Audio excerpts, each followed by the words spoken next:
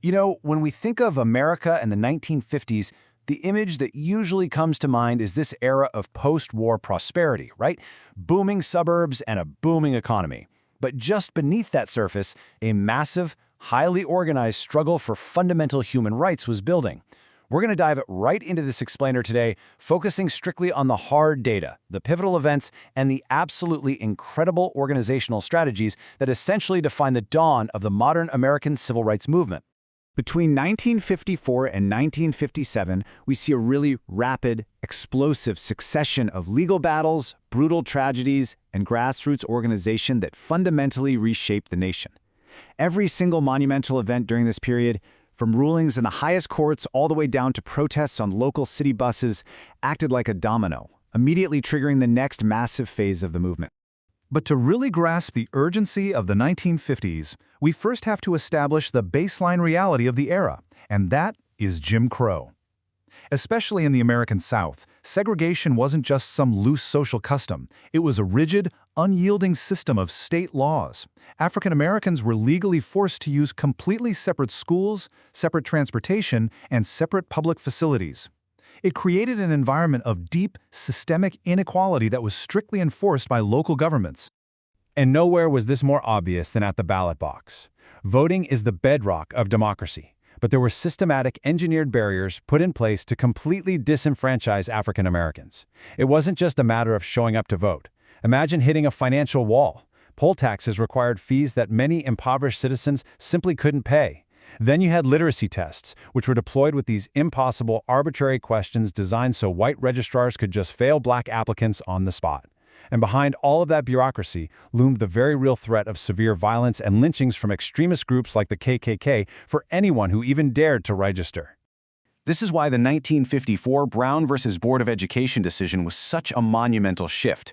It struck right at the legal heart of Jim Crow. For over 50 years, the Supreme Court's 1896 Plessy v. Ferguson ruling had protected so-called separate but equal facilities. But then, in 1954, the Supreme Court unanimously completely overturned that. They ruled that separate educational facilities were inherently unequal. And what's fascinating is that the court actually cited sociological research proving segregation caused deep, lasting psychological harm to black children.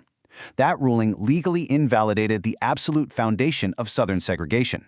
Because the physical reality on the ground was stark. Take Farmville, Virginia, in the early 50s. The profound difference between a well-funded, pristine school for white children and an impoverished, neglected, literally crumbling facility for black children is just undeniable. The legal doctrine was supposed to be separate but equal, but the reality was drastically unequal. And while the Brown decision was a massive legal victory on paper, it provoked a fierce, deeply violent backlash from white extremists in the South who absolutely refused to comply. Which brings us to one of the most deeply tragic turning points in all of American history, 14. That is how old Emmett Till was. He was just a boy from Chicago who traveled down to visit relatives in the highly segregated town of Money, Mississippi, in the summer of 1955. Now, being a Northerner, he was accustomed to a completely different social environment. He was tragically unaware of the severe, unwritten rules of racial etiquette in the Deep South, rules that were enforced by extreme, lethal violence. The sequence of events leading to Emmett Till's murder was terrifyingly swift and brutal. On August 24th, he bought candy at a local grocery store and was accused of flirting with the white owner's wife, Carolyn Bryant. In the Jim Crow South, that perceived slight was a literal death sentence. Just 4 days later, under the cover of darkness, Carolyn's husband, Roy Bryant, and his half-brother, J.W. Millam, kidnapped the 14-year-old from his great-uncle's home. The details of what followed are horrific. They beat him beyond recognition. They shot him in the head. They literally tied a 75-pound cotton gin fan to his neck with barbed wire and dumped his body into the Tallahatchie River. He was finally discovered on August 31st. Faced with unimaginable, world-shattering grief, Emmett's mother, Mamie Till Mobley, made a deeply courageous decision that forever altered history. She insisted on an open casket funeral back in Chicago. She actively chose to force the entire nation to witness the horrific, undeniable reality of Southern racial violence. She famously said she wanted the world to see what they did to her boy. When photographs of his severely mutilated body were published in black publications like Jet Magazine and the Chicago Defender, the visual evidence sent an absolute shockwave straight across America. And the aftermath in the courtroom exposed the complete and utter failure of the Southern justice system. The trial of Bryan and Milam took place before an all-white, all-male jury. Despite overwhelming concrete evidence, the jury acquitted the two men in exactly 67 minutes, just over an hour. And even more stunning, white supporters actually raised a massive $10,000 defense fund for the killers, which was an absolute fortune at the time. To add insult to injury protected by double jeopardy laws, meaning they couldn't be tried twice, Bryan and Milam freely confessed to the kidnapping and murder just months later in a Look magazine article for $4,000 cash payout. That sheer lack of justice generated unparalleled outrage. As the NAACP's secretary noted at the time, arguing that the killers felt completely free to lynch a child because the state of Mississippi provided no restraining influence of decency. It was a crystal clear signal to everyone that the law would simply not protect black citizens. And that outrage acted as a massive catalyst. Huge protests erupted. Packed church gatherings spilled out into the streets. It completely shocked northern white Americans who had essentially been ignoring the extremity of Southern racism. But more importantly, it deeply motivated a new, fierce generation of African American activists. In fact, Rosa Parks later noted that she was specifically thinking of Emmett Till when she refused to give up her bus seat just a few months later.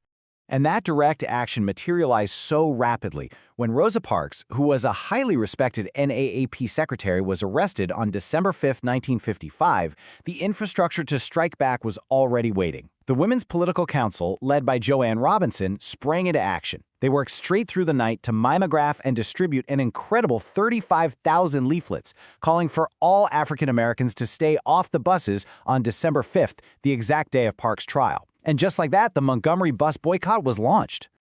The core strategy here was built on staggering economic math. African Americans made up 70% of all bus users in Montgomery. 70%.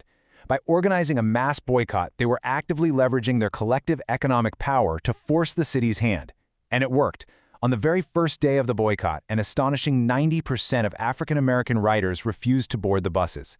The community instantly realized they held the financial fate of the entire transit system in their hands. And they held that line for exactly 381 days. Through rain, through intense heat, through relentless harassments. At first, the newly formed Montgomery Improvement Association, which was chaired by a 26-year-old Martin Luther King Jr., actually presented pretty modest demands. Just courteous treatment and a simple first-come, first-served seating policy. But when the city stubbornly refused to give an inch, the protesters dug their heels in, escalating their demands to total legally mandated desegregation. Now, if you want to understand the true depth of this movement, look at the granular daily logistics of sustaining a massive boycott for over a year.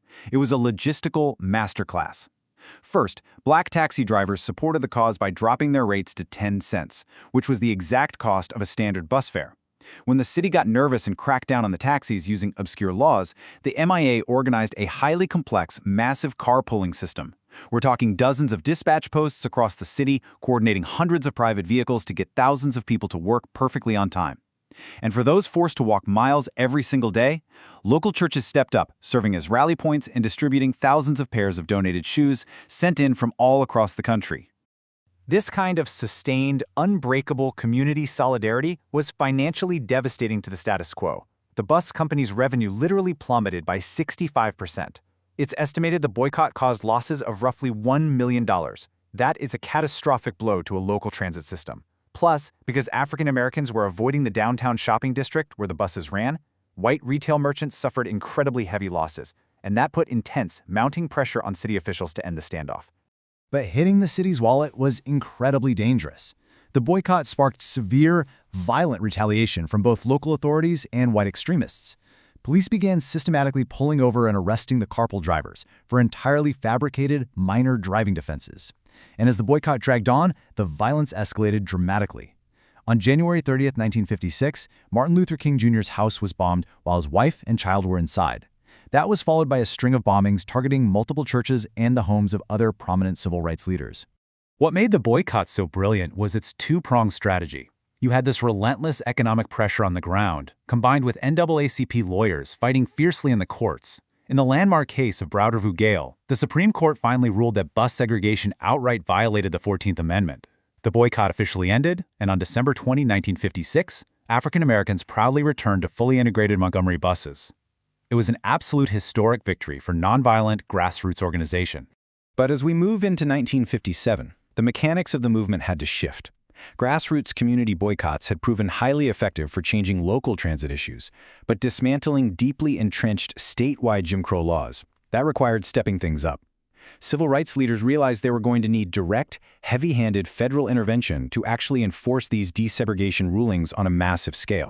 And this reality climaxed in Little Rock, Arkansas. Following the Brown v. Board decision, 9 African American students attempted to enroll at the previously all-white Central High School. In a direct, blatant challenge to federal law, the governor of Arkansas actually used state National Guard troops to physically block the children from entering. In a massive watershed moment, President Dwight Eisenhower deployed the 101st Airborne Division to escort those students into the school. This marked the first time since Reconstruction that a U.S. president used direct military force to protect civil rights. It proved beyond a doubt that Supreme Court rulings had to be actively physically enforced. That very same year, Congress passed the Civil Rights Act of 1957. It was the very first federal civil rights legislation passed in 82 years, primarily aimed at establishing federal oversight to finally protect African American voting rights. Now, it faced massive political resistance. Southern Dixiecrat Strom Thurmond literally staged a record-breaking 24-hour and 18-minute filibuster to stop it. And while the final bill was unfortunately heavily watered down and had limited immediate practical effect, it was a massive psychological victory. It proved the federal legislative branch could, finally, be forced to address civil rights. So the 1950s truly provided the crucible. Through immense, heartbreaking tragedy like the murder of Emmett Till and the awe-inspiring strategic brilliance of the Montgomery bus boycott, a rock-solid blueprint for nonviolent resistance and legal strategy was officially forged. But as we've seen, changing the law on paper was only the first step. Actually enforcing it sometimes required federal troops. As activists prepared to push even harder against systemic racism, a profound question remained. If these grassroots victories and federal interventions of the 50s only scratched the surface, what explosive forces would the 1960s unleash? Thank you so much for joining me for this explainer.